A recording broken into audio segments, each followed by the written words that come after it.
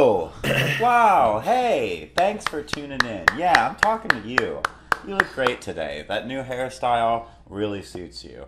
That routine you've changed up recently, it's going great. And you're hanging out with three of your pals. You're listening to The Sweet Life of Jack and Kobe.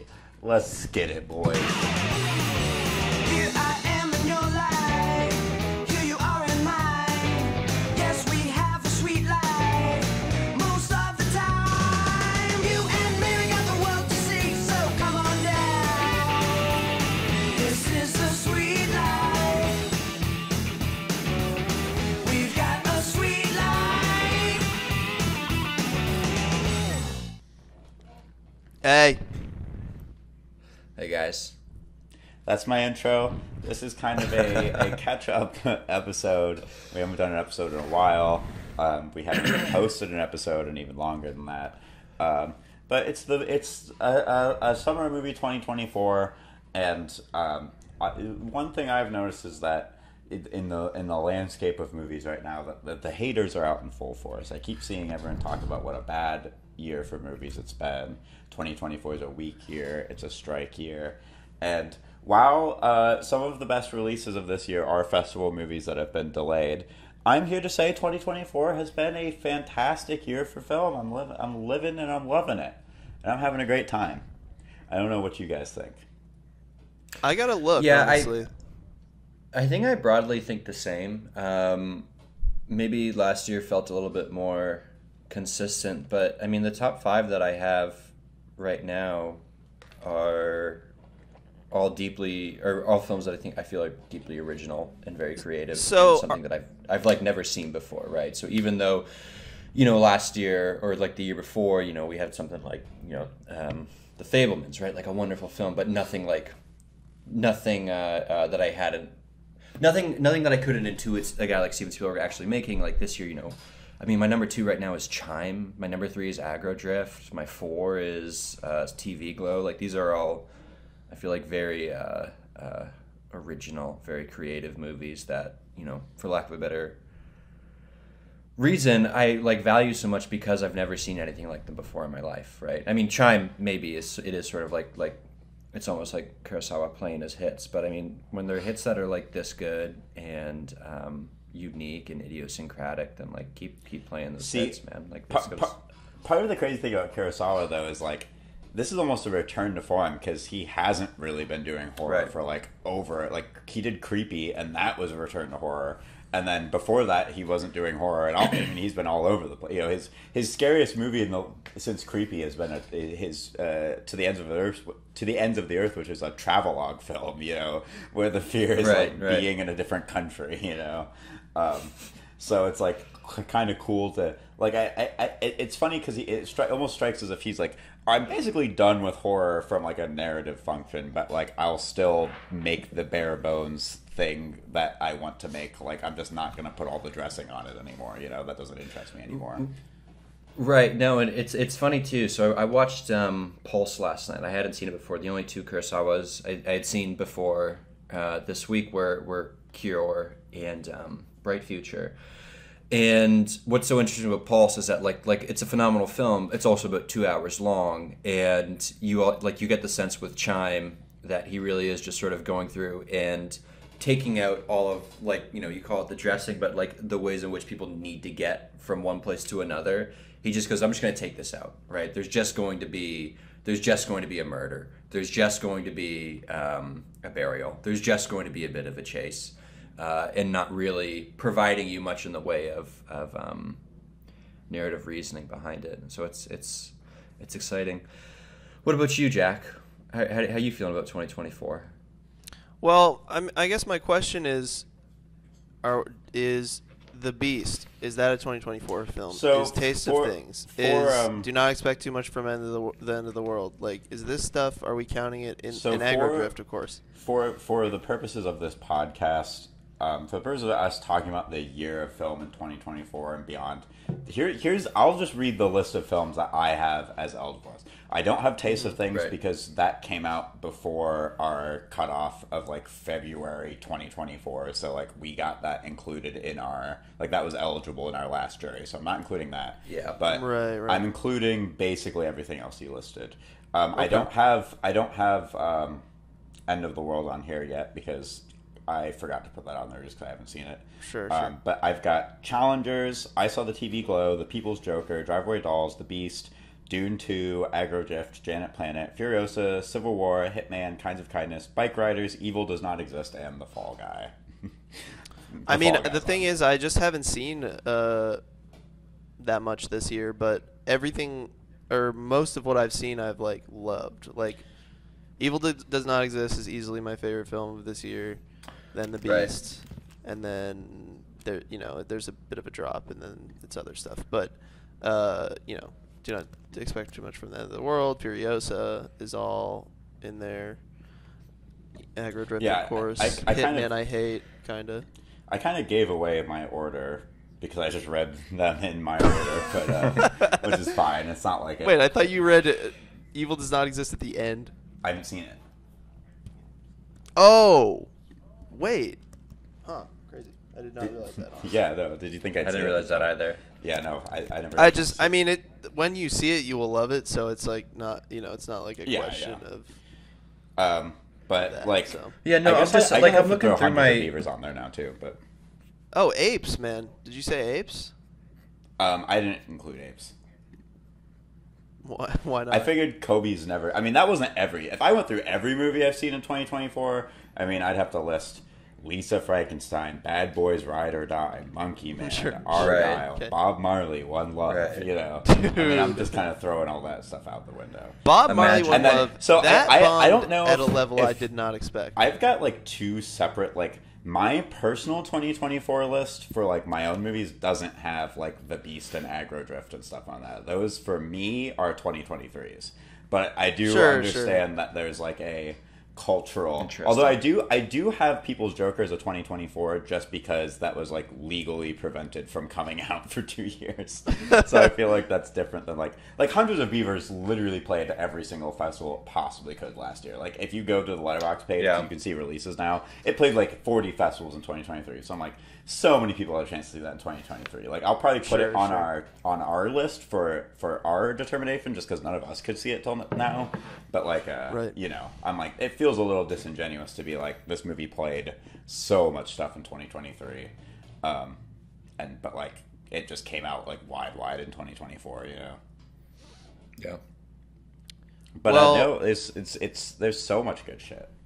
Is there so I mean, I guess suffice to say, I mean, I've really enjoyed a lot of what I've seen this year. Like, I think honestly, probably the defining movie of this year for me is Furiosa, just because like, it's the blockbuster. Obviously, there's like, problem. It underperformed severely, but it felt like the big movie event for me, where I went and saw it in a fucking IMAX theater, and it blew my mind, and I walked out buzzing, and so that's like definitely I think everyone's still coming for the Challenger's throne for me.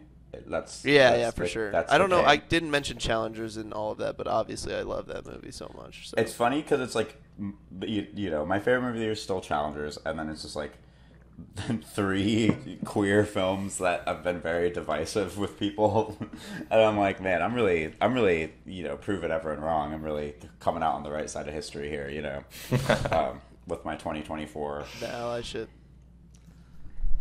Well, is there anything we want to jump into specifically? Any movies? I think the thing is, we 3 since we last recorded have had some pretty like I would say divergent takes on some movies, or I mean maybe not super divergent, but the taste hasn't lined up, I guess, exactly. Well, Kobe really wants to talk about Agrodrift. That's true. Yeah, I feel like I feel like Agrodrift just to talk about Agrodrift. Well, I mean mainly because I feel like I'm losing my mind. Right. No, I agree. To seeing how other people talk about it in a way that just constantly feels like almost disingenuous. Not even almost. That does feel disingenuous. And it's one of those things where, typically like Harmony Korine, has the reputation, especially in the first half of his career, of making films that come out and critics just fucking hate them.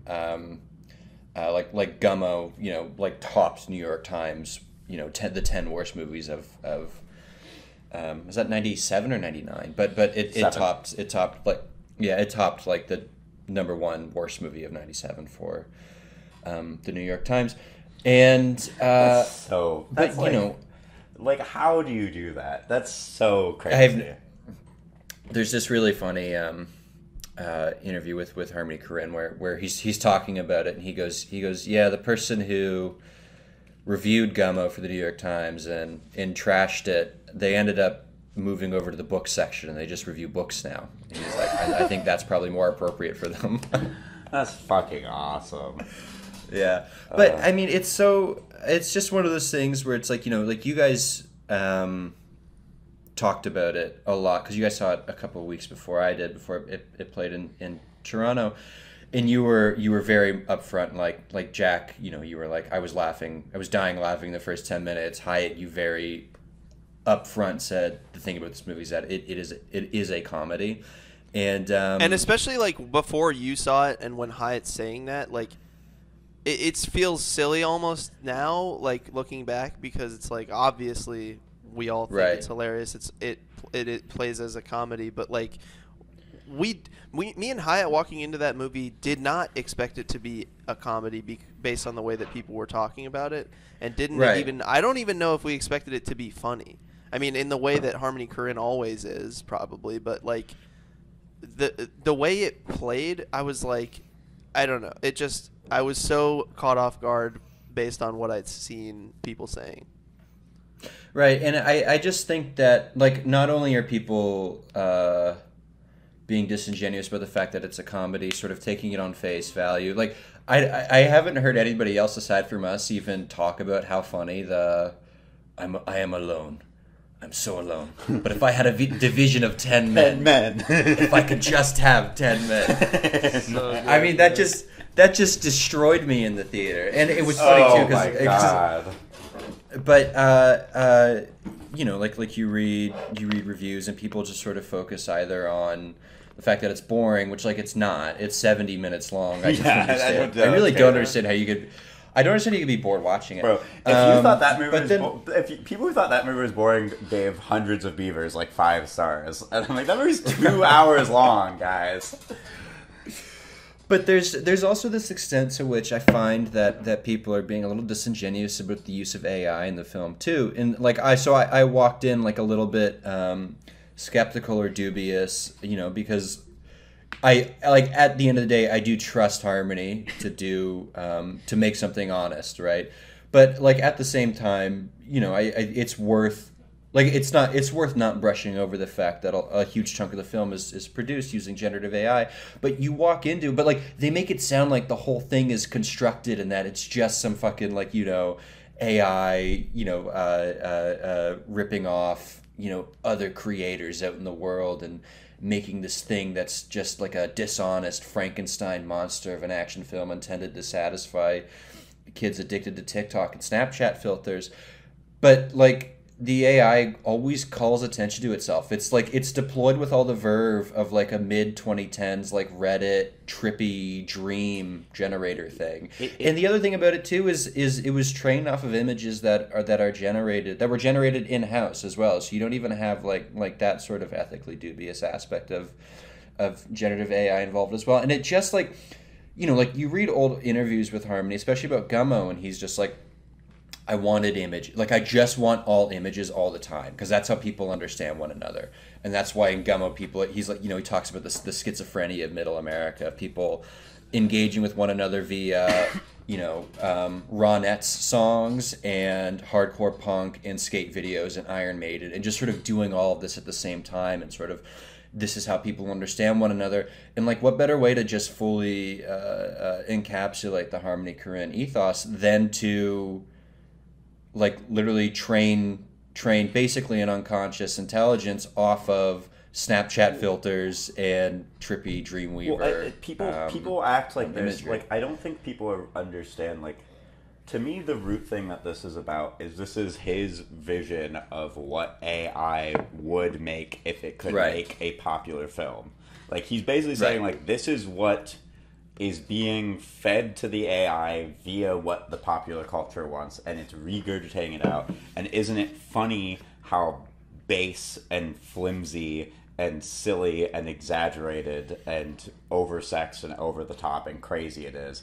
Because Right. when AI interprets the human brain's wants, it spits out this insane this is what AI thinks people want out of a movie. You Right. know, this is what Right, AI right. thinks we want. You know, and it's It is crazy. kind of cool to see Harmony like basically argue with this movie that because of course AI guys will argue, but even people I think that are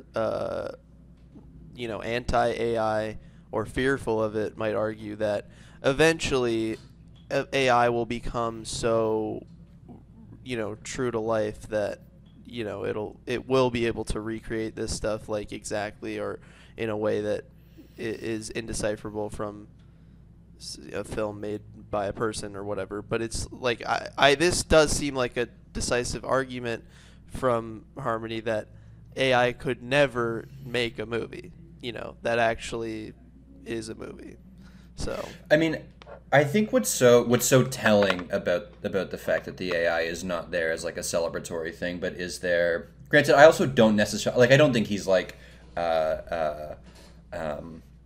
arguing that we need to get like I truly think I value Harmony. I think we all do because like he's a very neutral filmmaker for the most part. I really do think he's just interested in things. But I mean, I think like the number one thing or a big thing justifying that the film isn't glorifying the use of generative AI is the fact that like the narrative just straight up just does not make sense at many different times, and not like in a fun Spring Breakers way where it's like you're introduced to a scene, you think what the hell's going on, and then that film is just immaculately constructed, and so you're sort of slowly piecing together parts of the movie as you're with other parts of the movie right? It becomes this very cyclical or circuit driven thing. But like, there's stuff in I've seen it a couple times by now, Aggro Drift, and there are just parts of that movie where it's like why does he need the division of 10 men, right? Like he doesn't use that division of 10 men ever, right? Like there's this part in the movie where he's walking through a dock and he's shooting dead bodies that are on the ground, right? You never know like what that has to do with anything, right? There's this part where he's talking to his boss and the guy's like, "You couldn't kill the big man. What am I fucking paying you for?" And you've never and he seen says him it pretty much like that, the way you just right, said, actually. right. And by that point, like you haven't seen him try or fail or do anything with trying to kill the big man. It really and like what it feels like is like I work with I work as a writing tutor, and so as a result I work with a lot of kids who just obviously use ChatGPT to write essays, and it really does like these gaps of narrative aporia really do just feel like instances in which some kid has submitted an essay to me that is just like a little bit too perfect, and you realize that it's generated by an AI as soon as it gets to like this leap in logic where you think like, okay, well, what the hell are you talking about? Like it's like too perfect, and then too perfect, like two separately perfect paragraphs, but they just don't make sense combined up against one another, right? Yeah. And I feel like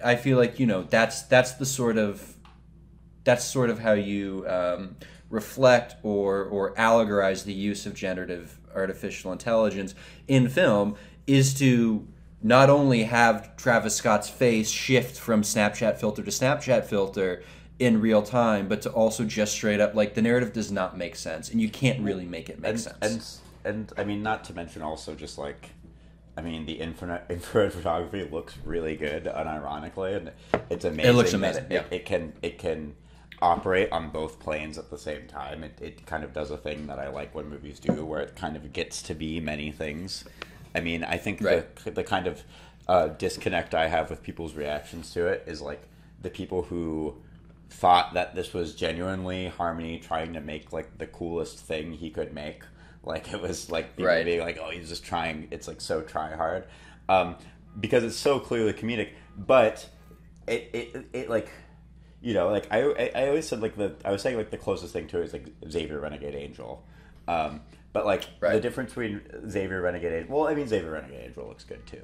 But like the thing that Harmony does is it's like the visuals aren't a joke, you know. He's like, I'm going to Yeah. still invent a visual. I'm not gonna like carry through this project and have it like look bad. I'm not gonna carry through this project and like with I all mean, these but the ideas. visuals do serve the narrative. Like, Oh, for sure. But like, Yeah. you know, it's easy to do like the like cheap Unity like 3D model version of this and put in way less effort than was like clearly put in. You know, the parts That's where true. where the infrared filters are reacting and interacting with the soundtrack and the color filters are changing at times in tune Yeah. with the music is like insane. I mean, it's like a cheat code to give you chills, you know. It's like just truly a combination of like color and sound affecting you on like a bodily level. And he I can mean, this almost trailer weaponize is that, you know? amazing for this movie. Yeah, it's almost him like being like, I'm so good at semiotics that I'm just gonna like weaponize it as a joke and like trick you into thinking something that, Right. like, you know, even though it's like Right. silly and stupid, you know, because he's like has such control over the image. So real quick, let's just touch on like what people are saying about this, because obviously we're like, oh, it's a comedy and no one's really said that, but like, Well, it's like, it is you know. insane to read the things that people are saying where they're like, yeah, it's just sort of like a vibes movie, Right. playing on Well, these like I think the main thing is just the people who think it's supposed to be unironically cool. right, Which people yes, think that. Like a good amount of people think that. I It mean, I feels think- like the majority.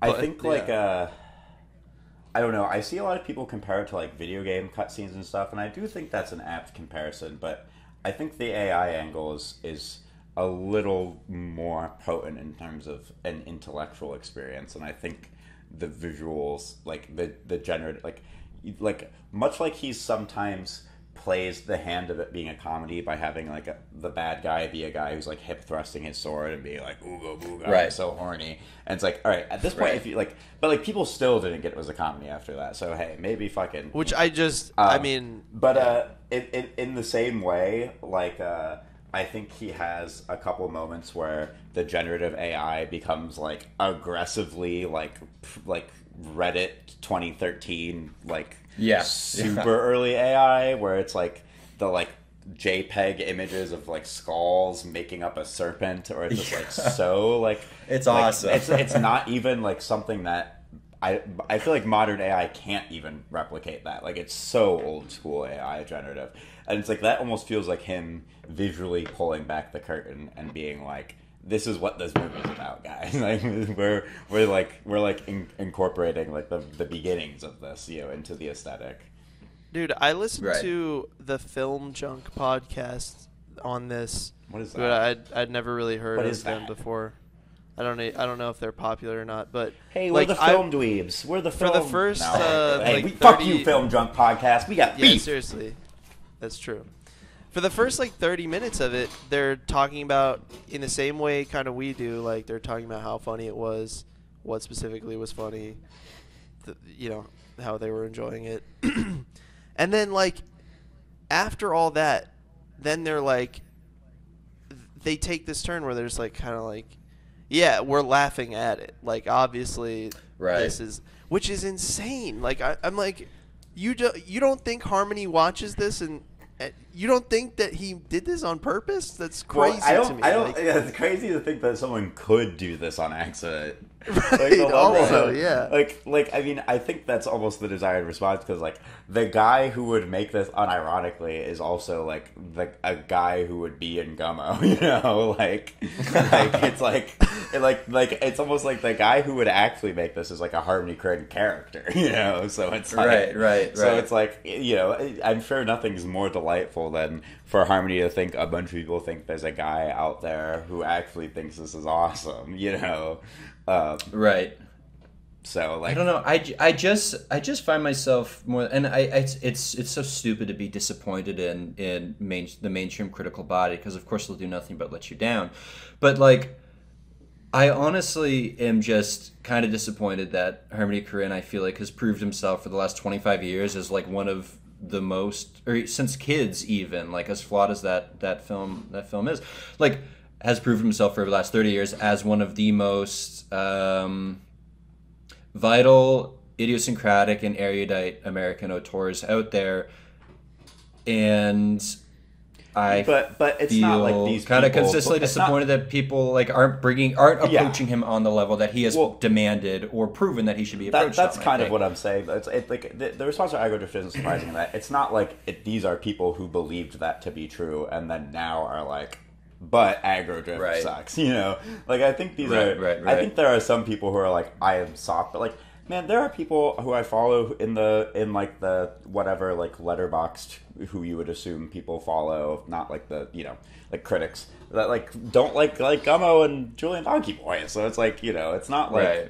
It's not like he's even ascended beyond that yet. So I think he's just too far. It's funny. This not that Letterboxd matters. I'll probably up my score because I keep seeing this below Dune 2 on my ranking, and I'm like, I like Agrodrift more than Dune 2, so I should probably just put Agrodrift at a 4 or 5. You gotta bump that score. I gotta bump that score up. I mean, the thing about Agrodrift is that honestly, it reminds me very much of when I first saw Miami Vice, Michael Mann's Miami Vice. Insofar as the first time I saw Miami Vice, it's all I wanted to do was keep watching it. I watched Miami Vice 3 times in 3 successive nights, because I just couldn't get enough of like how it felt to watch it. Right? I didn't really understand the plot, and I mean, shit. I've seen it. It probably took until viewing 5 or 6 for me to fully understand every single line of dialogue and what was going on. And even then, I'm definitely still missing out on stuff. But just like a film that I love the way it feels to watch it, right? And I mean, Agrodrift is very much a similar thing. Like, I don't think it's flawless. And Hyatt and Jack, we've discussed its flaws, and its big flaws definitely that like it plays its hand too hard at times, right? But it's like, funny. I'm holding that against it less and less as the weeks go by. I know. That's Right, what I I do was gonna too. say, I is, do like, too. I've been pretty comfortable I was pretty comfortable having this movie at a 3.5, but literally based on the wide response, the completely off base response that everyone seems to have, I do want to kind of. I am feeling like I should up it, because that is Right. truly my You'll big feel problem smarter. with it. You'll And feel it- smarter with a higher score. That's true. And it was a big problem for me in watching it, because I was just like, yeah, I mean, the guy humping with the sword, this is just Right. like, this is, I mean, this is a very basic thing to say, but it took me out of it, because I was just like, okay, I feel like this was operating on a level of comedy that is like very, very intelligent. Right. Like the Division of 10 Men is the best joke in the movie. I know. I And wish it's I like- remembered other jokes offhand. I'm sure you do, Kobe, but that's the only one I can think of because I. So One of I had the my experience. one of real the quick. best ones. Oh, can I tell? Yeah. You go first, real quick, Kobe, because mine's a side story. And then Okay, I'm gonna okay, grab okay. a couple. Okay. One of the best jokes is when he's kissing his son goodbye, and he goes, "Goodbye, my son.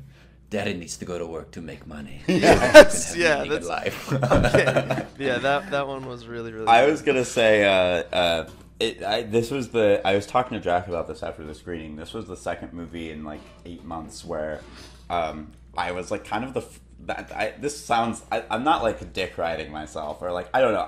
I'm very easy to laugh when I think something's funny in a movie that Right. isn't expected to be a comedy, and this was the second movie recently that I feel like I gave people permission to laugh at because I was like the first person in the entire theater to laugh at something. The other, I feel like there was a girl behind us who was laughing from kind of the jump, but I kind of suspect that the group behind us was laughing in the way that Film Junk Film Junk? podcast Yeah. people were laughing, where it's like they were like, "This." Is all right, funny, I was the this is first person to laugh at a joke. That's true.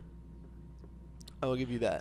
And anyway, since Jack completely stopped the momentum of my story, the other movie was May December. See, it stopped. Right. Yeah, no, I was saying. Right. Okay. Basically, when I was in the May December, Jack completely Sorry, halted us man. in tracks, man. All right, I'm gonna go get a glass of okay. water. You guys should figure out what we're talking about next. I'll be right back. I'm gonna go get some water too, real quick. Awkward. Yeah, and then I'm seeing my girlfriend needs to come in. So if you hear her walking in, that's what it is. That's fine. I'll be back. Yeah, then we're good. Closing thoughts, aggro drift. Great. Jesus Christ. Great. Okay. I know, This is about to be just the aggro drift episode. Not that, It I was- could I keep mean, going. I could keep going. It kind of was like that was kind of the impetus for it, so I'm not too Well, for sure. mad about it or anything. I mean, we're only at 33 minutes, and that's with like the last 4 being us being gone. So it's not like Yeah. it's not like Yeah, we've been yeah. recording for crazy long. I mean, we could, Well, okay. I think I should talk about the one that I think we should talk Furiosa. Right.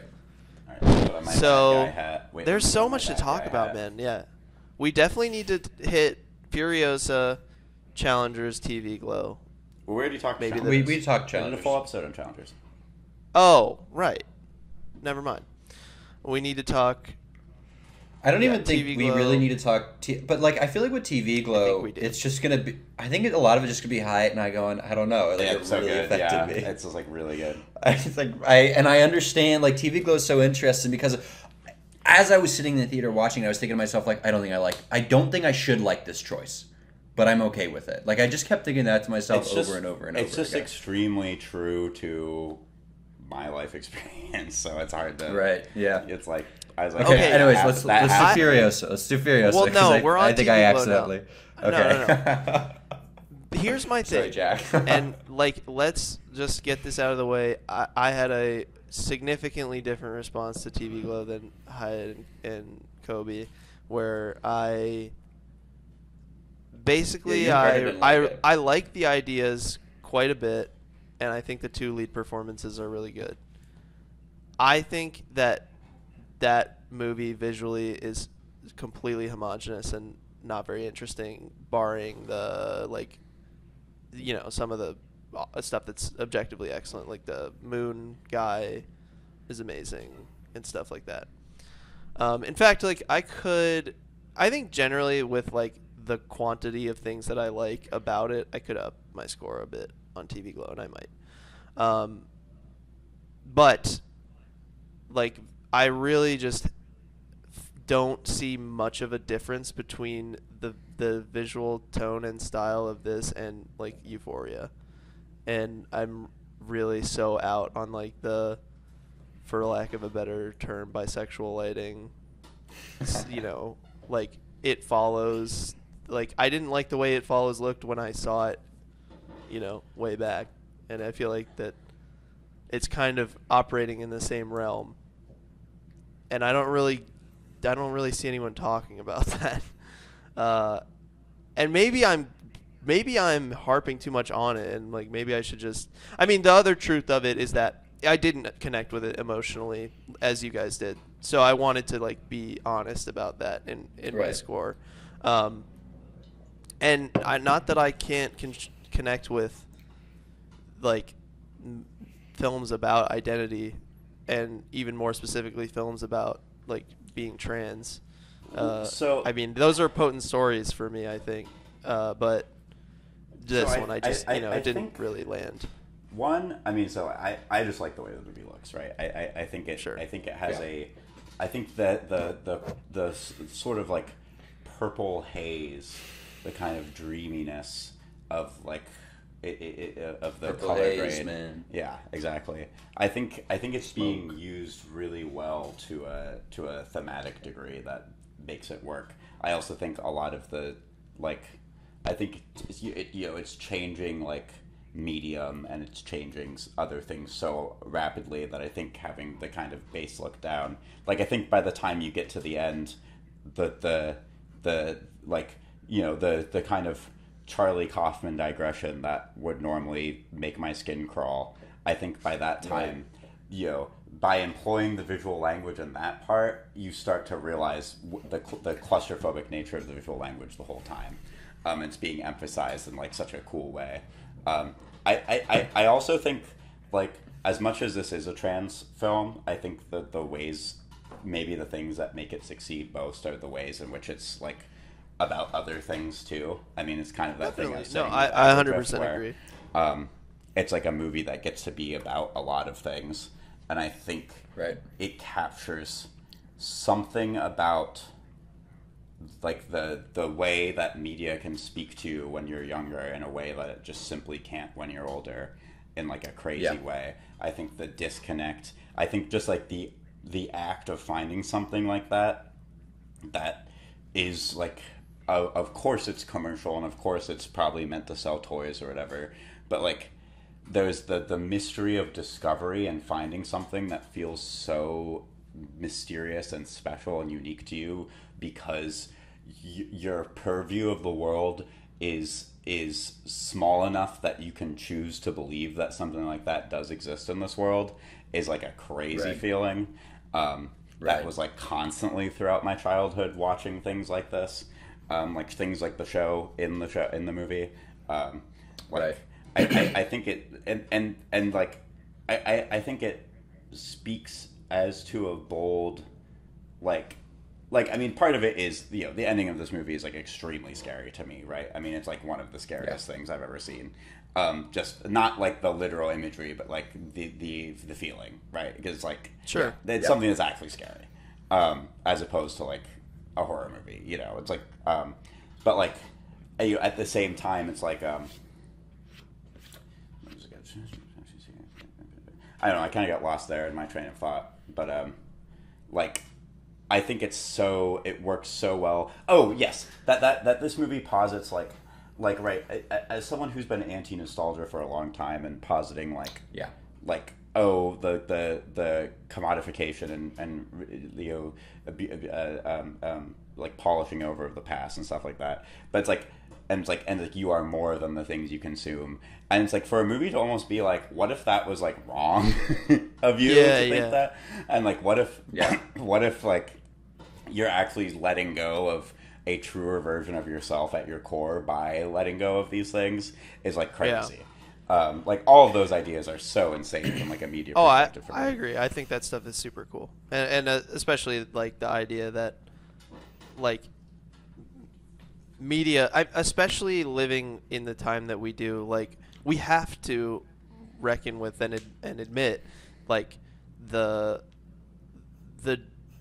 possibly unhealthy degree to which like media becomes us, like, and becomes a part of our personality. But then this movie's almost like, what if it's not unhealthy, which is the crazy thing. Yeah, exactly. And then it's like when you get to the point where you realize like there's a possibility that the show world is the real world, and that everything we're seeing is our main character trapped after the season finale of the show, is like so crazy. Like that's like such an insane idea to me, that they're like, no, you have to like wake up and go back to the show, you know, like is like thrilling when we get to that part in the movie where that's like being kind of laid out.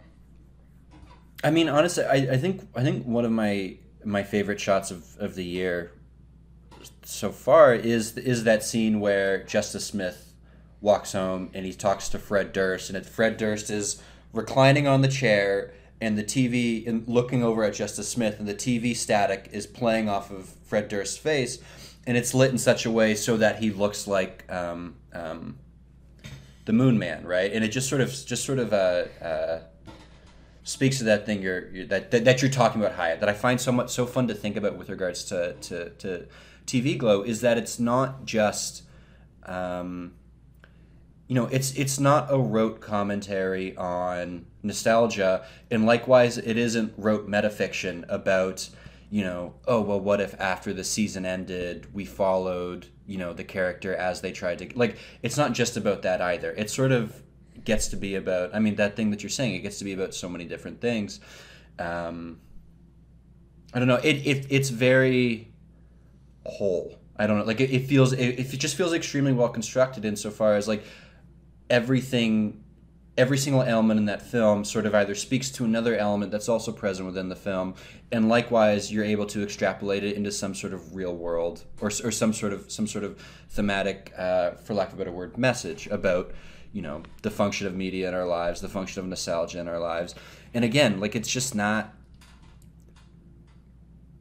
like especially in like over the last decade and a half, in which nostalgia has been sort of commodified into a series of formal tenets, right? Like what is 80s media? Well, if you watch Stranger Things, or if you watched, you know, The Strangers Chapter 1 or whatever, like, it would have you believe that it's fog machines, neon lighting, and synth scores, right? But like that's not why media from the 80s, when I was like 12, right? You know, that's not why I attached so strongly to like something like The Thing, right? I don't know. It's interesting, right? I mean, like you talk about semiotics with regards to aggro drift, like that's basically what I think Jane Schoenbrunn is doing with I saw the TV Glow, is making a film that's maybe not operating on a purely semiotic level the way that aggro drift is, but is examining how a semiotic system eventually means something, why it means something, how it means something different to different people. I don't know. It's a difficult film to discuss, because it's, even though it is narrative driven, even though it is pretty solidly well constructed, I just think it's doing so much, right? It's gesturing to so much in a way that I don't even feel, you know, like we just talked so much about aggro drift, but I don't feel like aggro drift is working in the same, or even wants to work in the same vein as TV Glow. I don't know. I think it's special. It's a very special film that just like fucked me up. Like, it would, like, in a really weird way. Like, I spent like the entire next 24 hours like really upset about it. It was just like the most, and it was like the damnedest thing. I walked out and my girlfriend was like, I thought that was okay. And I was like, I don't think I can talk right now, because I feel like I feel like I've basically been about to cry for the last 2 hours straight. And I just spent like the whole next day in like this total funk. It was like, and even talking about it now is like, it's like difficult. I don't know. Like, I thought it was a very, very special. Yeah. Two things. One, it's like non-solipsist Kaufman. Like, it's like Kaufman with empathy, where he just doesn't, like, every Right. Kaufman story is just about how he is like, what? But I'm probably like the only person, right? And fuck that guy right. so much. And then two, did you guys know that McDonald's Moon Man ad from like European, that's the Saint Pepsi music video, but then was Right. co-opted to be like a white nationalist symbol. Yeah. I was like, Right. I feel like there's like a lot of small things like that are like, it's not like she's using the most obvious imagery, right? It's not like she's like, it's not like it's like, I don't know, Pepe or whatever. Like, I mean, that would still be fine. I'm trying to think of what the ubiquitous like Red imagery pill. to not use would be, but no, I think it's just, yeah. So that's TV Glow. Do we have anything else? Yeah. No, I think that's good on TV Glow. All right. So now do Should you we want to talk do Furiosa? Furiosa? Yeah, Here, Kobe and I. Wait, let's do a heart. No, you're not part of this, Jack. I can do it. I No, can you're not be part of this. the No, love. you're not part of this. So Wait, This let me, put on, one my, was let me like- put on my bad guy hat. I know, yeah. Well, I just had it on, so I'm giving it to you. Here, give me the bad guy hat. Well, Wait, I'm the other side. Other side. There you go. Okay. Yeah. I had almost a TV Glow-esque reaction to Furiosa, where, I mean, not really, because it from an emotional standpoint, it did not, Right. you know, I mean, that's not really what the movie is. But I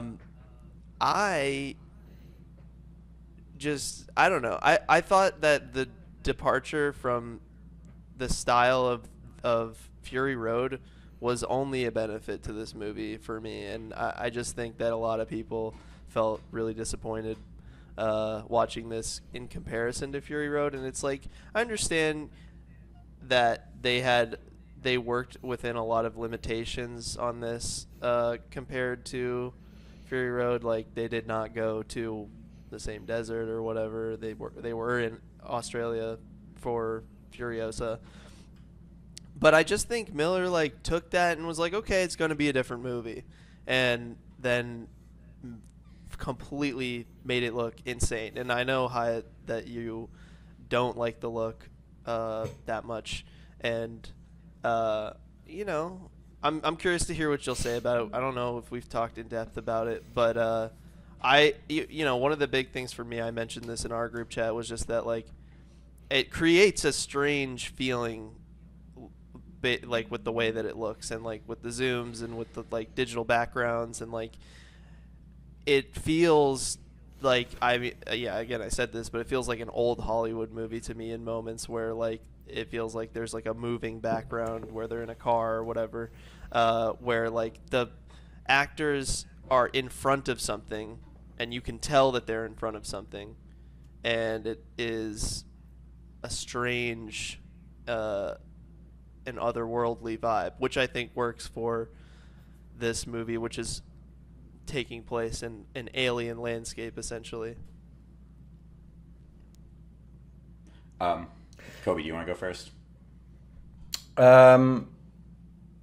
Yeah, I'll just say something really quick, because I feel like, Hyatt, you're the one that Jack was mostly directing that to, vis-a-vis the look of the film.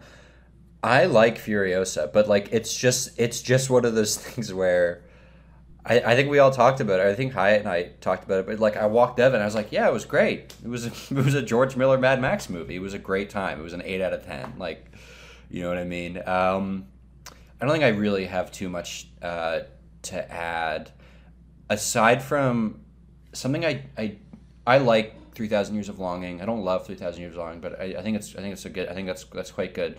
I think Furiosa is quite good.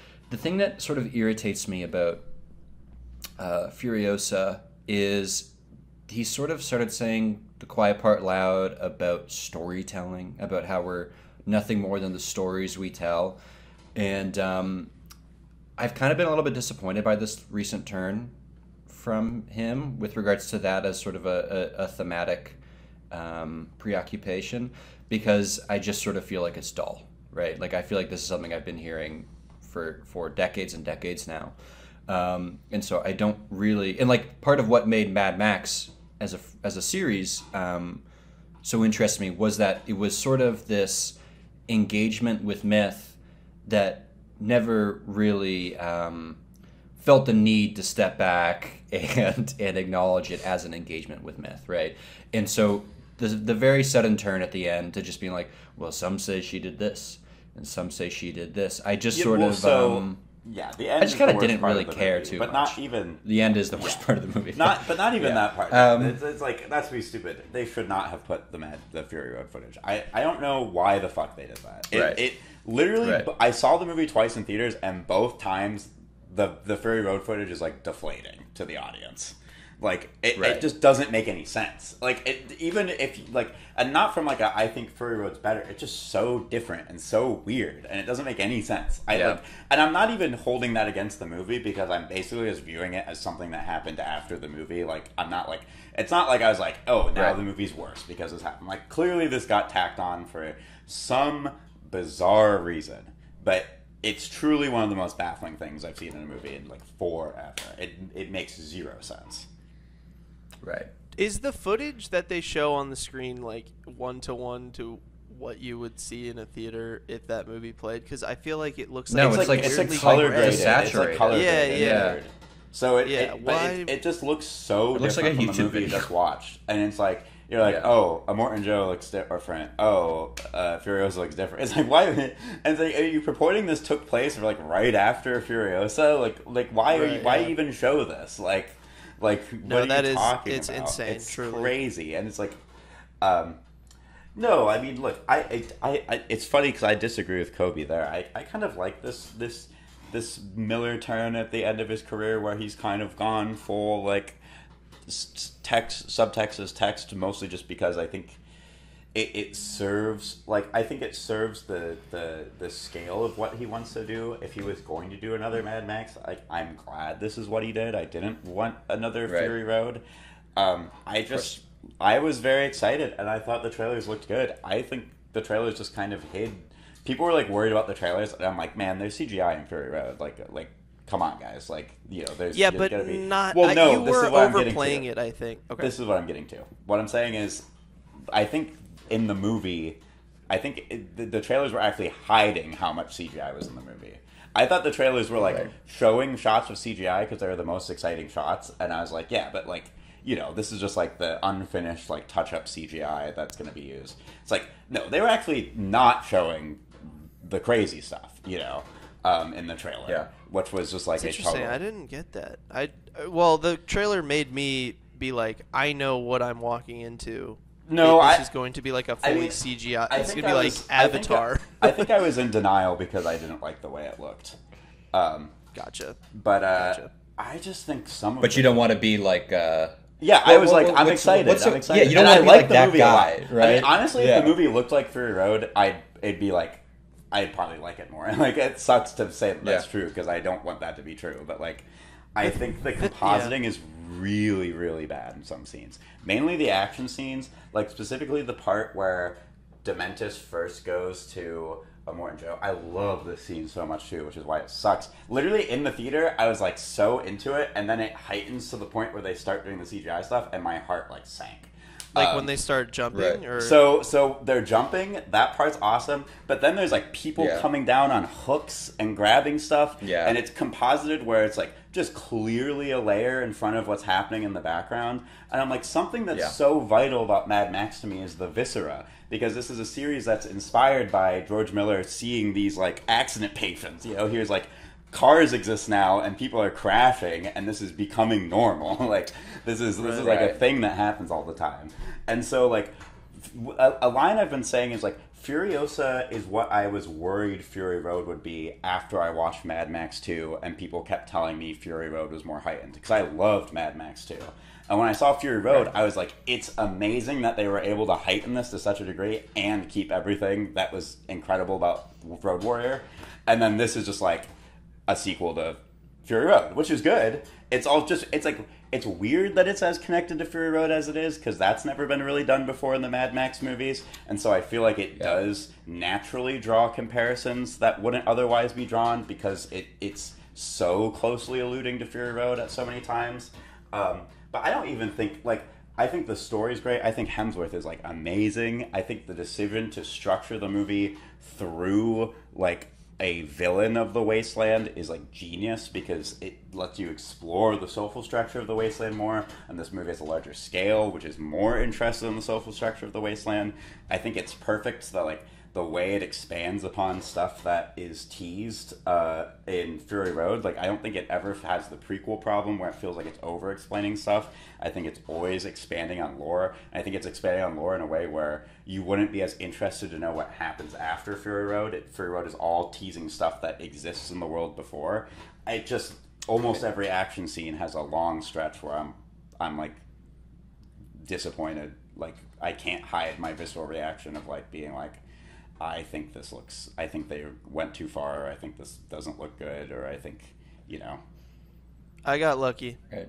I got lucky in that I like it. Yeah. No, I mean, I like it quite a bit. Like, look, the script sure. is amazing. The story, like, it's more Mad Max. I love Mad Max.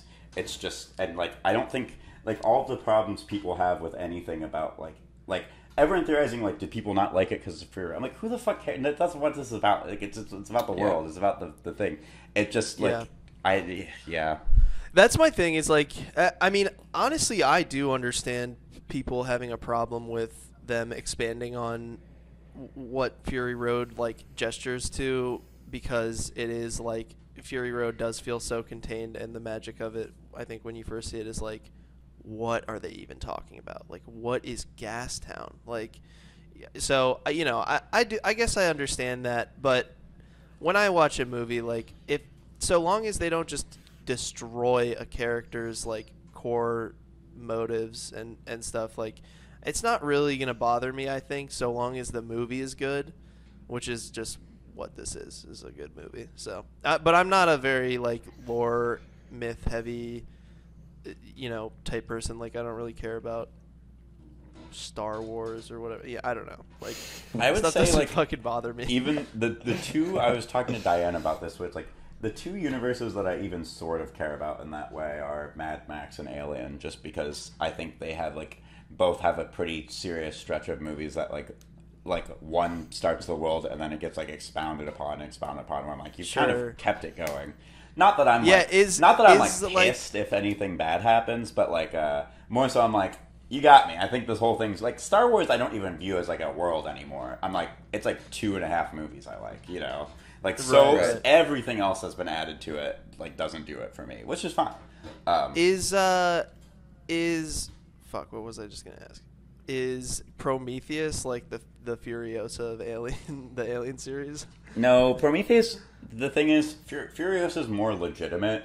Prometheus is like a cool theory, basically. Like I don't know. Okay. I don't really take Prometheus as like pure heart. I mean, in the way that I don't think of anything as canon, but it's not like I'm like watching Alien and Aliens and being like, wow, this is so interesting that the engineers made these creatures and they evolved to this point. Like in the way that if I watched Fury Road, I would kind of be like, oh, it's cool. Like now I kind of know what they were thinking more about these things. Right. I'm not watching Alien and being like, how does this relate to Prometheus? It's very much like a standalone thing. Dude, yeah, but I will say that is actually the one thing that because I'm like, I kind of feel like I would fuck with Prometheus if I watched it. But like the scene with the control room with the whatever the guy's called, which by the way is awesome. I can't remember. He has some fucking awesome name. The big creature. Oh, the space jockey. Alien. The space jockey, fucking amazing. Yeah. That is like, a little. It does diminish a little bit. Yeah, and I do watch Alien, and I'm like that. Oh my god! Part of it is that is just implanted in my brain. That much. That is like shit. The coolest like unanswered mystery in movie history, though. So like to answer that mystery is crazy. Right. Like that. That is like a thing that people try so hard to like put into a thing that they make. Is like some shit like that, because it's crazy. Yeah. And and you can't do it because you don't have H.R. Geiger. Yes, and it's like knowing. Yeah, but part of it is what I'm saying. It's like when I watch Alien, I'm not like, oh, now I know what that is. I'm like, damn, what is that thing? Because it's like Prometheus didn't really like take in that way, Like I'm like, oh, so Ridley Scott says it's this, but like that's cool, but he's over there, All right, is that? What should we talk now? Are we good on Furiosa? Let me see my list. I think so. List. I mean, a little list. Yeah, this is tough, man. There's stuff I want to talk about here. I mean, I guess we can't really talk Evil Does Not Exist. The best movie of the year. We still have 40 minutes, right, Jack? Aren't you leaving at 12:30? Yeah. Yeah. Which is 50 minutes. Yeah, part of it is I can't. That's what I meant. Does Not Exist. Yeah, that is that Hyatt hasn't seen it. But I've got if I could quickly say something about Evil Does Not Exist. Yeah. Hamaguchi, man, this guy gets he has an insane view on humanity. Like that is so relatable, even though it is like so nuts. Where I watch these movies and I'm like, he's getting at something so base and like the core of like my human spirit that I didn't know could be explained through media, through film, literature, whatever. Like I don't know, like this guy gets it. Ryusuke Hamaguchi. You gotta see it, Hyatt. I'm so stoked for you to see it. I'm gonna see it. I've only seen Evil Does Not Exist. I haven't seen any of his other work. Wait, that's crazy too. No. Yeah, fucking Hyatt's whole thing with him is that Asako 1 and 2 is like black-pilled about evil, humanity. right? Yeah, that movie's evil. That's so well, awesome. it's black-pilled about everybody. Sure. It's more black-pilled about women, honestly. I mean, that movie's crazy. Or is this Dude, black-pilled that's like in Cries general? and Whispers. Asako 1 and 2 is like Cries and Whispers. That's how I feel about Cries and Whispers. No, where it's that's black-pilled fair. about women. Well, part of it is, What was the other movie I said is evil, Birdman. like Oscar 1 and 2? Oh, Sicario. Sicario.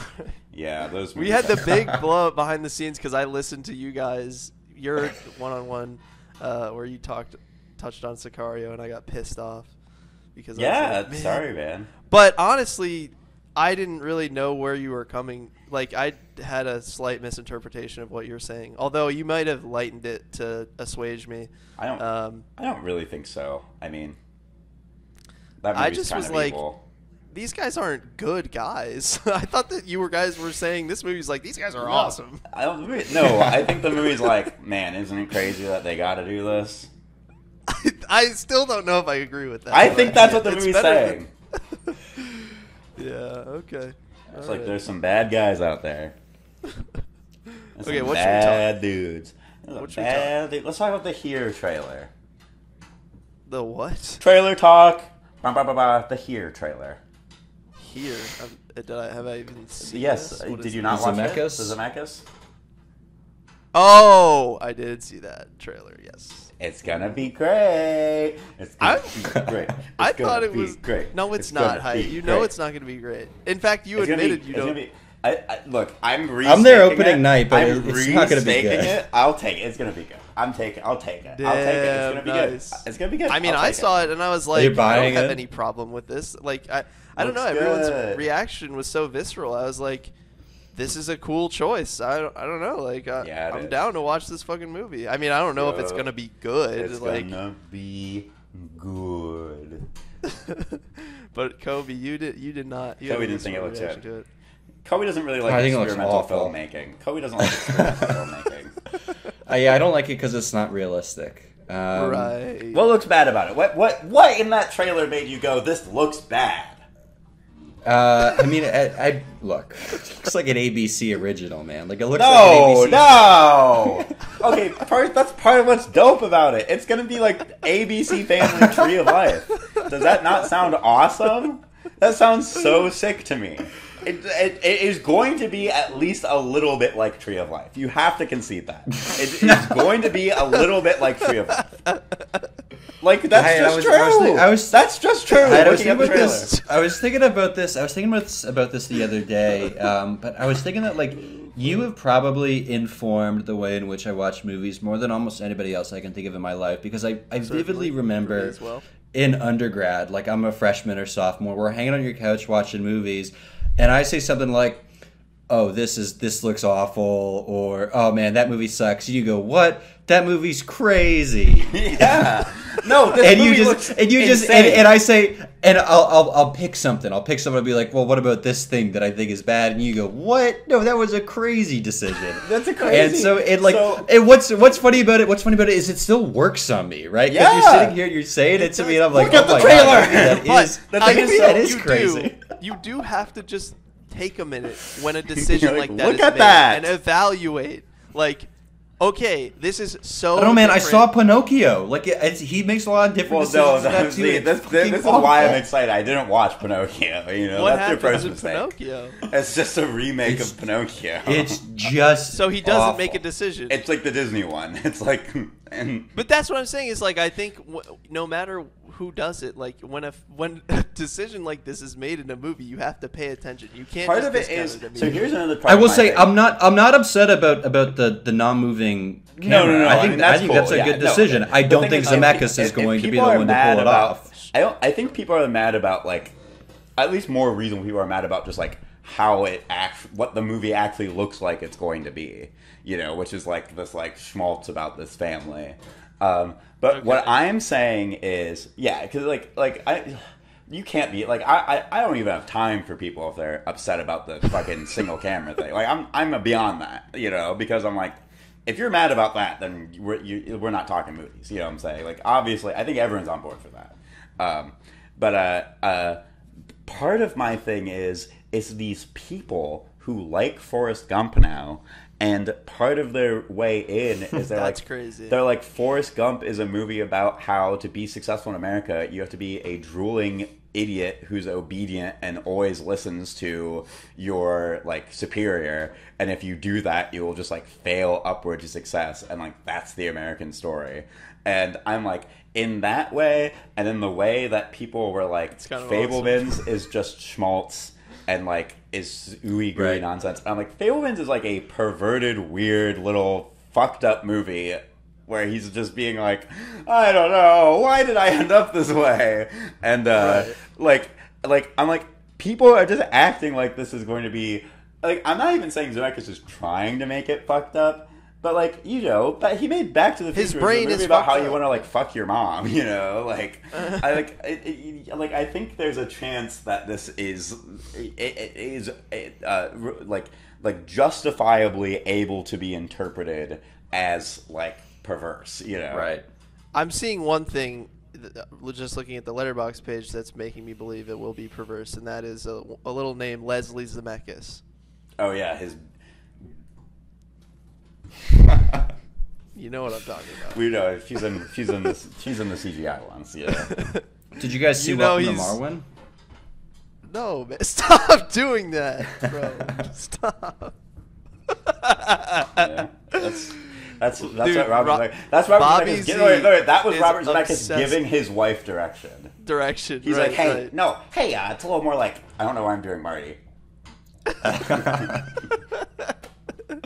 That's gonna be awesome, bro. He's gonna be like, Zemeckis needs to make.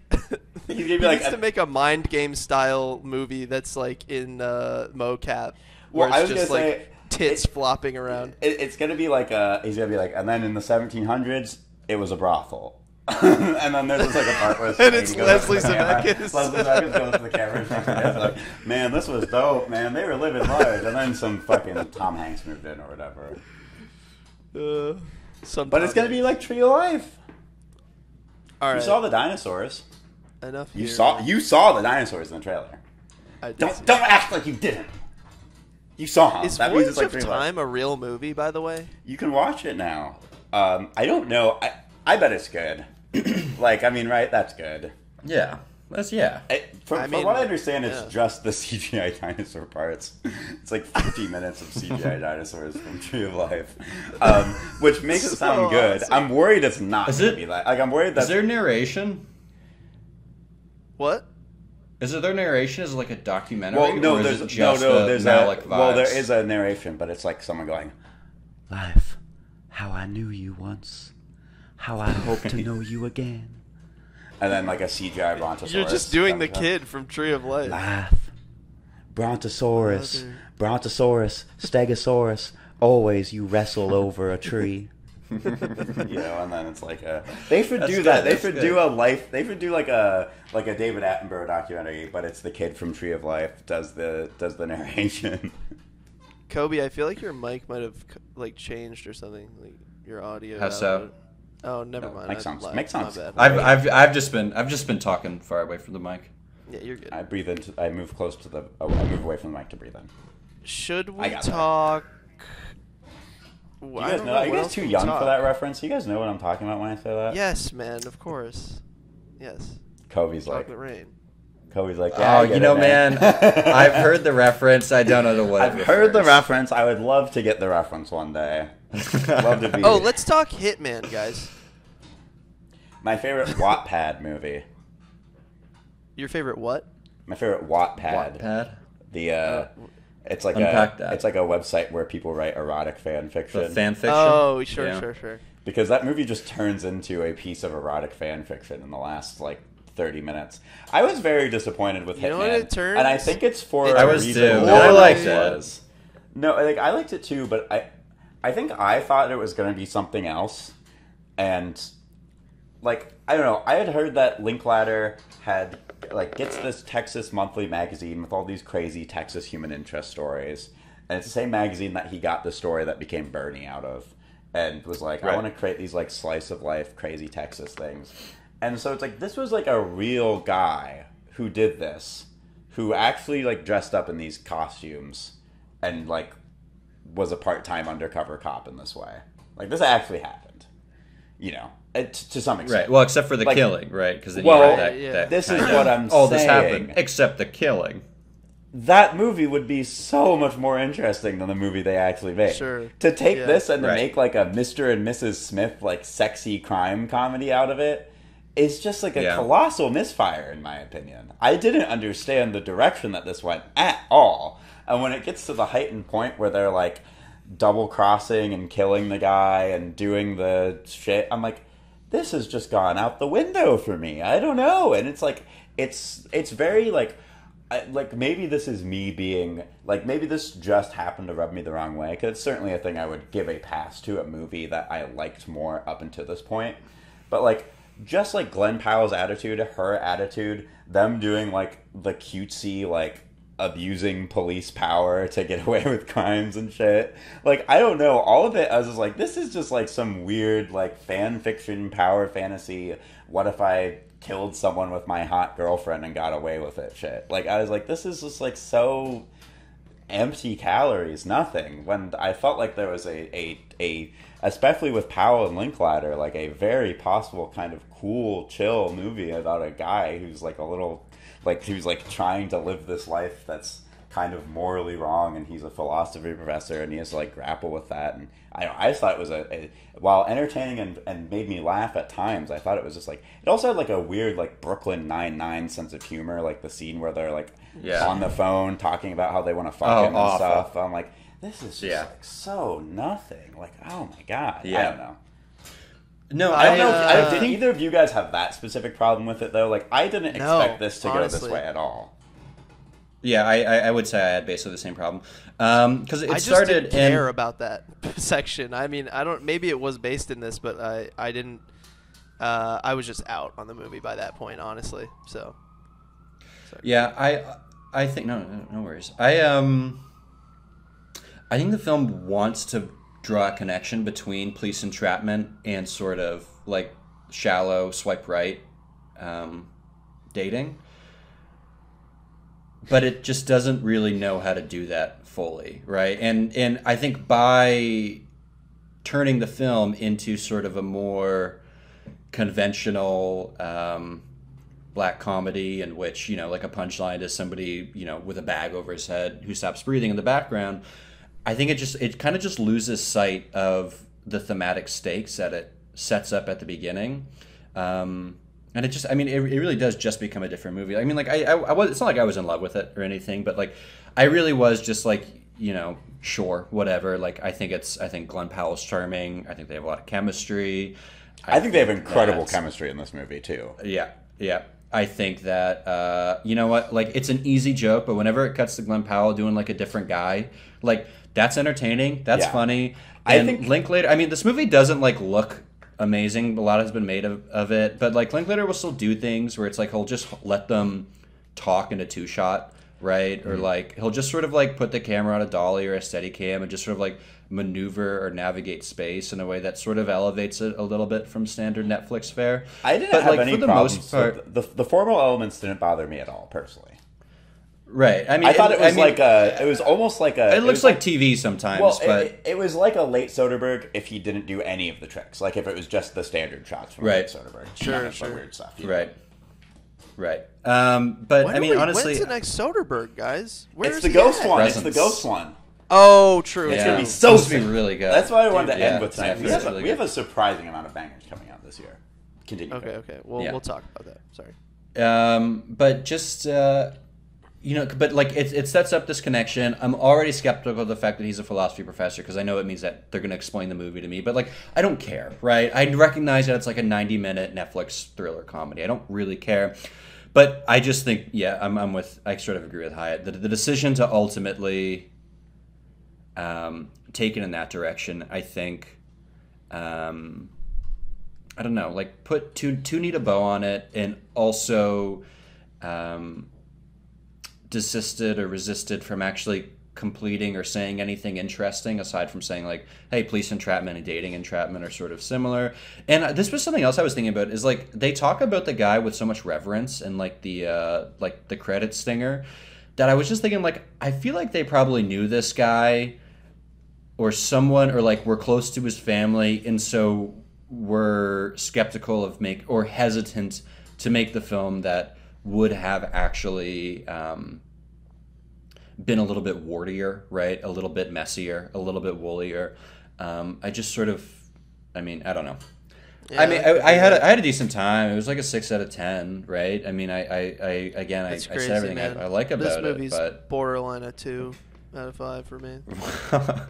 Dude, No, I that's really fair. did not like this. yeah. I also I watched think it under there's- My girlfriend hated it, extremely so. strange circumstances. So, but Yeah, no, Anyways. I don't know. It's just weird.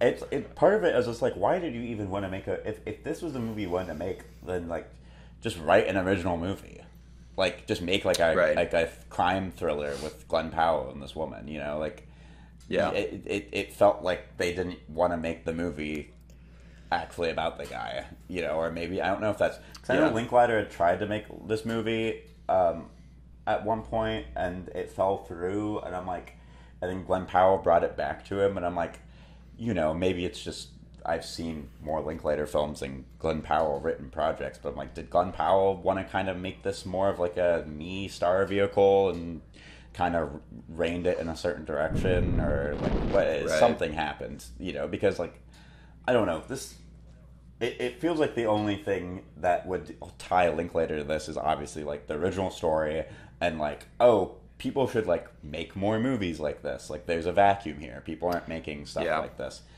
But like I don't like, you know, just like what you would expect this to be based on the pitch, for me it felt weird, like way off where I thought the pitch should end up, you know. Yeah. Is there anything else we want to talk about? I mean, I've got a couple other things, but I don't know if we want to touch on, like, I don't know if you care enough, Jack. Kobe and I both saw Bike Riders Kinds of Kindness, but I don't, like... I mean, but I don't think I really have much to say about either of those. Right? Like, Bike Riders is kind of boring and doesn't really do much. And Kinds of I'm Kindness not gonna just... like Kinds of Kindness, by the way. That's Oh, my- you decided? I You decided you're not going to like it? Well, here's the reason: is that everyone who seems to like it, I don't really want. You don't fuck with. So Yeah. I'm not gonna like it. The thing is, I it's have just heard stupid. that it's like it's doing this stuff that I don't like again. I don't know. I mean, of course, There is just- he's a bad director. I don't know. I said this in the group chat, but like I despise when people call movies pretentious or directors pretentious. I think it's like I do as completely well. empty, vapid criticism. Yorgos is for me one of the few who I'm like, I think that you're pretentious. I don't think that you're really saying much. I think that your indulgence of surrealism and absurdism is like stupider more often than it's imaginative. I think that how you use your absurdism to sort of reach some general thematic statement is just completely unnecessary. What's really frustrating me about Yorgos though is like, I don't think he is a bad director. And I was thinking about this while watching Kinds of Kindness, is just like, I like in terms of fundamentals, I like how he has people like stand in space and talk to one another. Right, like I just sort of I enjoy the way that his movies look. I enjoy the way that his people, like his characters, walk around and engage with one another. And I honestly like, I don't love like Plemons nearly as much as everybody else does in this movie, for instance. But like, I don't think I've ever really had a problem with a Yorgos performance. People do, and like if I do, it's because like they do these things that I fucking hate in Yorgos movies, where like you see this in cutesy, man. Killing of a Sacred Deer. You see it in Kinds of Kindness, but it's just this shit where it's like I had a dream last night, and in this dream, ba ba ba ba ba ba ba ba ba ba ba ba ba ba ba ba ba, and it's just like that monotone rapid fire thing that he has You in were my daughter, and we were having all sex. of his movies, and I fucking hate it. But that's like the only time in which like I will actually despise a Yorgos performance. I think he's a fine director. I just wish he wasn't a fucking twat. One, like, I'd have to watch it again because I'm hate him. curious how I'd respond. I think I would say Kyogen in Sacred Deer is bad. I don't think I've seen it long enough to judge. I haven't seen it in forever either, but I feel like that kind of is the performance that exemplifies all my problems with... oh, did I freeze? Oop. Uh-oh. Oh. Yeah, you froze and you cut it a bit for me. I don't know if... Yeah, but Kobe's. Okay, wait, I'm gonna let it catch up stuff real quick. also, I'll set it this like out. Kobe's Boop, boop, camera. boop. I wonder if that was a Discord thing because Kobe's camera is also. Yeah, it might have been a Discord. I think we back? all might have been. You guys are like relatively back for me. Are you guys back? Am I back for you? Your Yeah, video you're a is little off from out your of audio, sync. but it doesn't matter for me though. So long as I'm Okay, not out of sync. I'm just gonna give it like. Let's just give it like 10 more seconds, and then we'll start again. I'm getting like Kobe's blurry, but he's coming back. You guys are both moving again. Do you want to like disconnect and reconnect or? Yeah, let me disconnect and reconnect real quick. I'll just keep recording all the way through. Ew. Jack, you're clear. Hi. Yeah, this looks good. Hi, talk real quick. All right, okay. I got it. Cool. Pop out. Edit this out. Kobe, are you there? Yeah. Can you guys hear me? It's still a little fucked up for me, but It's still a little fucked up. Let's keep going, How and we fucked can up? just. I mean, we've kind of. Oh, it's getting better. Let's just like yeah, keep it going. just got and better for me as well.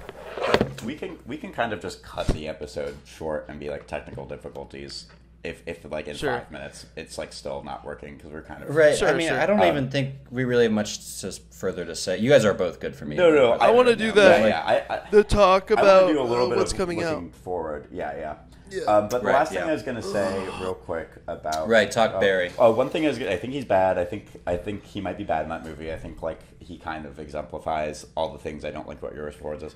The one thing I'll say about Kind of Kindness is I wasn't bored like ever. It's mostly just a shrug of a movie, and like I knew I was in trouble because I'd seen a lot of people be like, the first segment's the best and should be a full movie, and I don't know about the other two.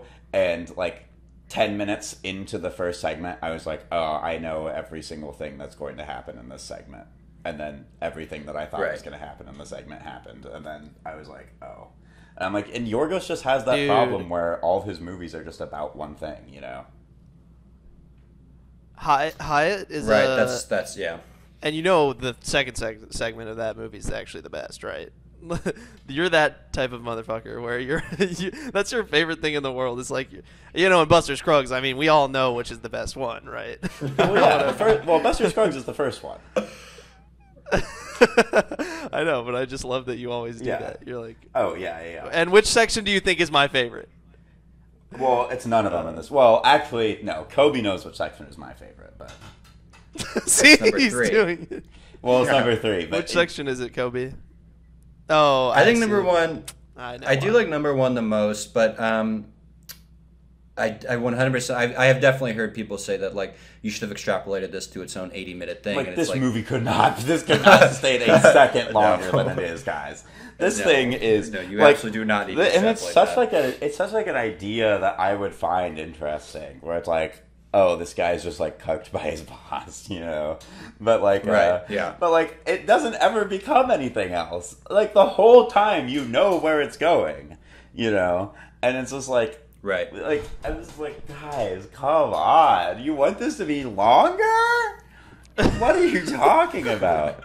I don't know. It was crazy to me. But no, then Margaret Qualley shows up blonde in a one-piece swimsuit at the end, and I really enjoyed that part. Bet you did. Stars at Noon, you have it a 5 now, Hyatt? Yeah, I gotta rewatch that one, buddy. Never You know what I seen. listen to all the time is that Tinder Stick song. Fuck, that's a banger. Last thing I want to say about Yorgos is that Dogtooth is the only one that I like that I've seen of his, and I think it's Wasn't just it your guys' because- first podcast?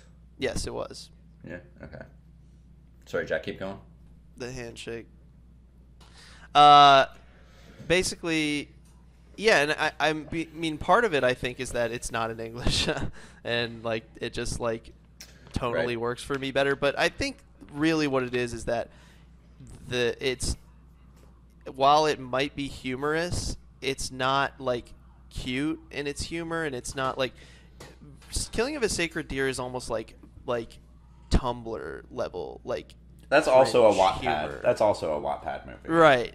Yeah, exactly. Where it's just like, I can't even engage with this because I'm so annoyed by it. Like, that's just the problem with all of his shit, with The Lobster as well, I think, for me. And I don't know, like Dogtooth, I could actually step back and be like, okay, I can lock into this movie a little bit. Well, Dogtooth, the metaphor has like multiple meanings too. Dogtooth, like, oh, did we freeze again? Hi, cut enough for you, Damn. Jack? Yes, sir. It's sound like an frozen on a Odd very song. funny. Ow! Should we just wrap up then? Say your piece about Dogtooth, because I you're was actually just- back for me. I was just gonna say Dogtooth, like, Dogtooth has the benefit of the metaphor can like give space to mean multiple things and be Right. read into and Exactly. interpreted. You don't know what Dogtooth is about 15 minutes into the movie. You know, there's a reveal of information slowly over the course of the movie, and each new piece of information reframes it and creates a scene that's interesting to watch for like 5 minutes. And then something new happens, and then there's a scene with that new information that something interesting happens. Poor Things, you're like, this movie's about how men control women and women liberation through men's sexual view of them. And I think it's like readily apparent immediately. Sexual. Right. And it's like readily apparent immediately, and then the movie just beats you over the head with that over and over again in ways that are varying levels of offensive.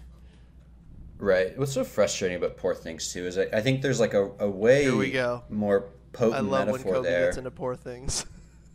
Just a deeply irritating film. Something that really frustrates me about Poor Things, and I was thinking about this the other day, is that there's a way more potent metaphor there about the daughter of a daughter whose mother has died and then gets to see her mother's life lived out at the same time as she experiences it, right?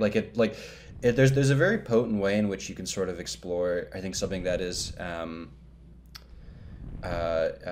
little like powerful and interesting and unique and idiosyncratic and erudite, but I don't think Yorgos, at the same time as Yorgos, as you can very easily incorporate that central theme, but I just don't think Yorgos is intelligent enough to see things in that way, right? I don't know. I said this to you guys, but I said that I'm happy that Emma Stone gets to do her acting exercises, which is I'm being glib. I do think that she's phenomenal in both of these movies, but I really think that she should start working with a director who doesn't hate women.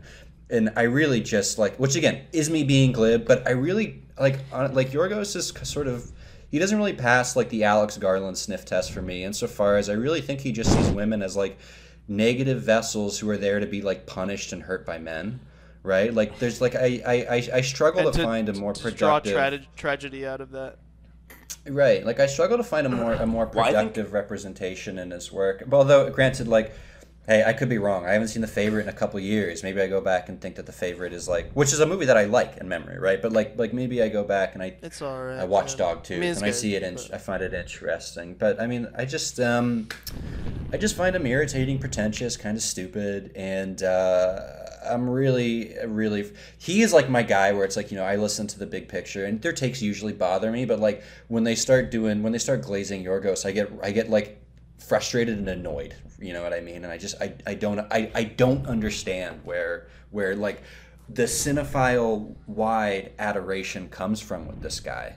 I don't get it. I just don't. But hey, that's just me. Yeah, no, I'm out. This Me was too. this was the one that could put me in, and I think I'm just out. Right.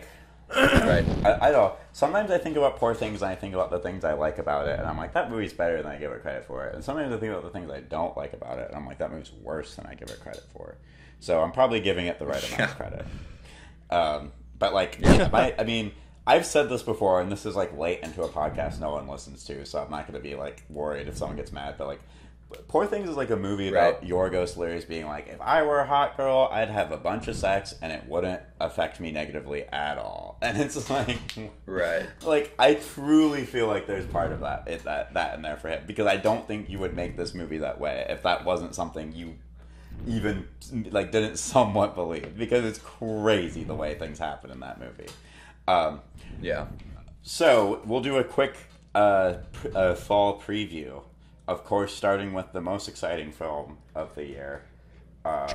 We're talking Joker 2. Oh, I Joker thought you were 2. gonna say Flight Risk or whatever. guys, No. is this Incoming masterpiece. We have to grapple with this question: is Todd Phillips the new Powell and Pressburger? It's We crazy. must It grapple looks with this so question. good. I think That's he's. like that. I think he's like. Here's my take on what Todd Phillips is becoming. It's like if Damien Chazelle was a good director. Interesting. I love that. You know, Todd Phillips is Yeah. like the good Damien Chazelle. Shout out First Man episode. Great episode. But That but, was you know, that was a good one. you know, he's been watching Chazelle do it wrong, and he had to show him how it's done. Because Babylon was kind of like Chazelle's Joker, where he's just like aping better films that he likes without understanding any of the underlying meaning or emotion or artistry or craft. Right. And he's just kind of emptily throwing things that he likes on screen without understanding it all, like a child playing with Photoshop for the first time. And Okay, but you similarly, could level this same criticism of Joker 1, right? Like. oh, that's what I'm saying. Oh, okay. I I'm see. saying okay. I'm saying Chazelle was Babylon doing Joker. This is why I'm saying they're like the same type of filmmaker. Sure. Is there a Todd Phillips film that you like, Hyatt? No. No. Okay. What is- But he's still the good David. I still like. Chazelle, I you know? still like. Yeah. Yeah, he's still the good Damien Chazelle. In fact, I think all of Damien Chazelle's movies I've seen, I like more than all of Todd Phillips' movies I've seen. Right. And yet Todd Phillips Right. is still the good Damien Chazelle. You know, The it good just Damien fits. It Chazelle. just fits. Like, it's an emotional thing, not a logical thing. You know, it feels. Why does right. anyone like this guy? I guess old school. That's why people like him. The No, they Hangover like it because of Joker. and Joker. They No like one Joker. likes The Hangover, man. Even the people who, I mean, like, there's Wait, no wait. sect of film, like, anything that actually likes The Hangover, is there? When I Yeah. did my Nirvana, the band, the movie, extra, which I'm not going to Let's discuss. get I'm not into going to it. discuss. Yeah, don't in discuss detail. that here. I'm not going to. Not now, especially. No. But the only thing I will say is that we watched a lot of The Hangover. That just seems like they wanted to do that to you guys. Like, that just Yeah. seemed, I don't like that. Probably like wasn't part of the shoot. You know, they just were like, "Well, we'll make them Right. watch The Hangover, get them in the mindset." This is how you know this guy is a terrible fucking director. Is he did Fish, Bittersweet Motel in 2000. That's horrible, man. We've got a new But he did do Cronenberg. the G.G. Allen documentary. That I kind of want to look at. I want to see that one. Oh, we do have the new Cronenberg. New Cronenberg. It's gonna be good. I've heard No one liked it. Hey, we're from Which is Canada. so It's boring. exciting. So I'm talking Yes. about a 12 out of 10 masterpiece. Yeah, being coming. definitely. Yep. No, that's like locking. It's boring, and Everyone's Vincent Castle on it. looks like Literally, David Cronenberg. It's gonna literally- be perfect. He's dressed like Vincent. He's dressed like Cronenberg. He literally like has like Yeah. a Halloween, like a party store Cronenberg costume. You know, like it's Yeah. awesome. Yeah. Obviously, we have Megalopolis, Trap Trap is in August though, isn't it? coming up. It's coming up soon. Dude, Coming up soon. I'm so fucking excited for Trap. I'm gonna Even miss it off- opening even off weekend, of which Glass, is which was depressing. disappointing.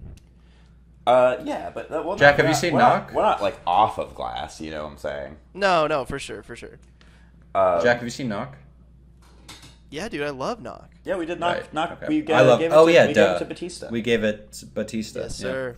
Knock is The so goat. good. No, I'm gonna miss Trap opening weekend because I'm moving and I'm not looking forward. I'm not happy about that. Yeah.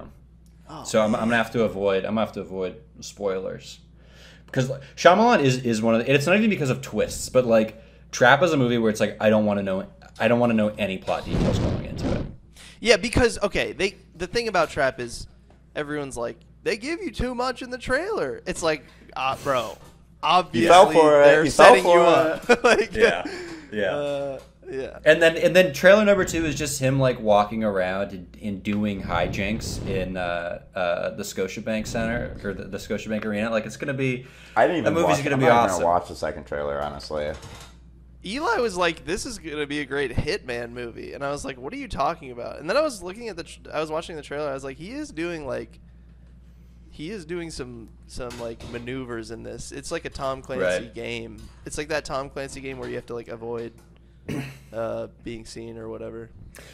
I'm pretty sure I saw Josh Hartnett back in November. I was running, and I have a Miami Vice shirt, and I was in my Michael Mann Miami Vice shirt, and I was running, and I passed a guy who looked exactly like Josh Hartnett, and we nodded at each other. And then on the way back, I was running back, and I passed him again, and we sort of nodded and laughed at one another, like, "Hey, fancy seeing you again." And I could be wrong, but then like a couple months later, the Trap trailer came out, and obviously it's shot here, but so I have a pet theory that because it looked exactly like him, but I mean by that point I'd really like I don't really know what Josh Hartnett looks like aside from Oppenheimer, but.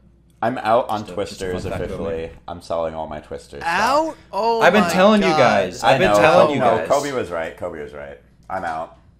I'm selling. That first trailer. I think it's going to be like a 3 at best. Why? What? Second trailer sucks. Take us through the thought process. Second trailer sucks. Yeah, but what stuck out to you in the first one? The first one looked.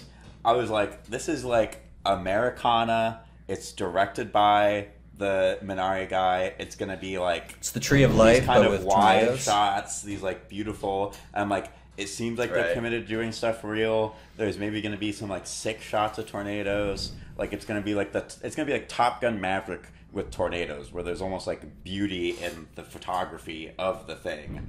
And like Glenn Powell's from the Tom Cruise school. He's like, people want to see a spectacle. They want to see like a real thing. And then the second trailer looks both like the script sucks and they go way too far with just like it being nothing in terms of like the fire tornado and all this shit. And the character archetypes seem extremely boring, and the Powell's character seems extremely boring. And I was just like, I don't know. Handsome though, very handsome. So I'm not excited for Twisters anymore. I will be seeing it. Wow. I just wanted to officially rescind that. When does it come out? Soon, right? A couple weeks. Like a couple weeks. Honora, we've got Legs. Sean Baker, Palme d'Or winner. We've got Long Legs. I've already got tickets to Long Legs. Yeah, we've got. People say this. What do you? So, are you excited for Long Legs? Oh yeah, I'm pretty hyped for Long Legs. I think it'll be good. Cool. Yeah, I say that I didn't like Blackcoat's Daughter very much either. I think I know because he also made Gretel and Hansel. Oh right. And that was Gretel and Hansel as boring as Blackcoat's Daughter was? I didn't see Blackcoat's Daughter, so it's pretty boring.